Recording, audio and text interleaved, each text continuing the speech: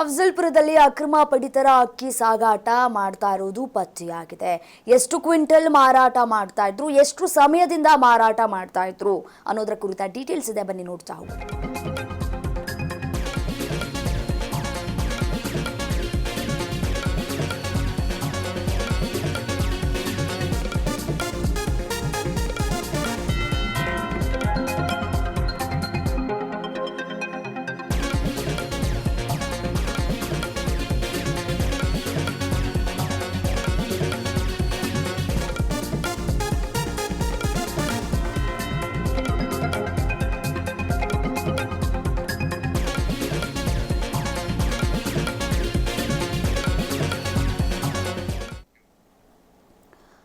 ನೋಡಿ, ಅಫಜಲ್ಪುರದಲ್ಲಿ ಅಕ್ರಮ ಪಡಿತರ ಅಕ್ಕಿ ಸಾಗಾಟ ಮಾಡ್ತಾ ಇರುವುದು ಪತ್ತೆಯಾಗಿದೆ.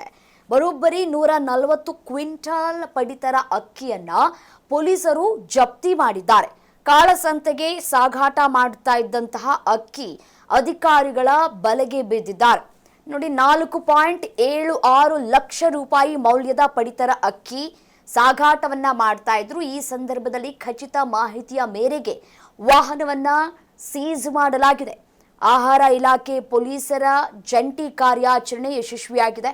ಕಡಿಮೆ ಬೆಲೆಗೆ ಖರೀದಿ ಮಾಡಿಬಿಟ್ಟು ಸೋಲಾಪುರಕ್ಕೆ ಸಾಗಾಟವನ್ನ ಮಾಡ್ತಾ ಇದ್ರು. ಚಾಲಕ ಪ್ರಶಾಂತ್ ವಿರುದ್ಧ ಅಫಜಲ್ಪುರ ಠಾಣೆಯಲ್ಲಿ ಪ್ರಕರಣ ಕೂಡ ದಾಖಲಾಗಿದೆ. ಚಾಲಕನನ್ನ ಬಂಧನ ಮಾಡಿಬಿಟ್ರೆ ಅಲ್ಲಿಗೆ ಯಶಸ್ವಿ ಆಗೋದಿಲ್ಲ. ಯಾರು ಈ ನ್ಯಾಯಬೆಲೆ ಅಂಗಡಿಯನ್ನ ಇಟ್ಕೊಂಡಿದ್ರು, ಆ ನ್ಯಾಯಬೆಲೆ ಅಂಗಡಿಯಲ್ಲಿ ಆ ಅಕ್ಕಿಯನ್ನ ಹೊರಗಡೆ ಹೇಗೆ ಸಾಗಾಟ ಮಾಡಿದ್ರು ಅನ್ನೋದು ಸದ್ಯಕ್ಕಿರುವಂತಹ ಪ್ರಶ್ನೆ. ಸೊ ನ್ಯಾಯಬೆಲೆ ಅಂಗಡಿಯವರ ಪ್ರಶ್ನೆ ಮಾಡಬೇಕು, ಹೇಗೆ ಸಾಗಾಟ ಮಾಡಿದ್ರಿ ನೀವು ಅಂತ ಹೇಳಿ.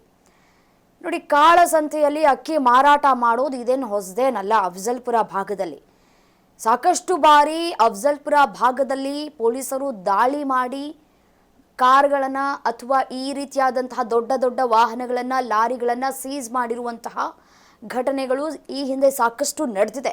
ಬಟ್ ಆದರೆ ಅದರ ಮೂಲ ಎಲ್ಲಿದೆ, ಯಾರು ಇದಕ್ಕೆ ಕುಮ್ಮಕ್ಕನ್ನು ಕೊಟ್ಟಿರುವಂಥದ್ದು, ಯಾರು ಇದರಲ್ಲಿ ತಮ್ಮ ಬೇಳೆಯನ್ನು ಬೇಯಿಸ್ಕೊಂಡ್ರು ಅನ್ನೋದನ್ನು ಪತ್ತೆ ಹಚ್ಚಬೇಕಾಗಿದೆ. ನೋಡಿ, ಬರೋಬ್ಬರಿ 4.76 ಲಕ್ಷ ರೂಪಾಯಿ ಮೌಲ್ಯದ ಅಕ್ಕಿ. ಪಾಪ ಬಡವರಿಗೆ ಅನ್ನ ಇಲ್ಲ, ಪಾಪ ಬಡವರು ಅನ್ನ ತಿನ್ನಲಿ ಅಂತ ಹೇಳಿ ಅಕ್ಕಿಯನ್ನು ಕೊಡ್ತಾ ಇದ್ದಾರೆ. ಬಟ್ ಆದರೆ ಬಡವರಿಗೆ ಅನ್ನ ಸಿಗ್ತಾ ಇಲ್ಲ. ಇವತ್ತಿನವರೆಗೂ ಕೂಡ ಅನ್ಯಾಯ ಆಗ್ತಾ ಇದೆ. ಈ ರೀತಿಯಾಗಿ ಕಾಳಸಂತೆಯಲ್ಲಿ ದುಡ್ಡು ಮಾಡಿಕೊಳ್ಳುವಂತಹ ಕೆಲಸವನ್ನು ಮಾಡ್ತಾ ಇದ್ದಾರೆ, ಅಕ್ಕಿಯನ್ನು ಮಾರಾಟ ಮಾಡಿ. ಅಂಥವ್ರ ವಿರುದ್ಧ ಕಠಿಣ ಕ್ರಮ ತೆಗೆದುಕೊಳ್ಬೇಕಿದೆ.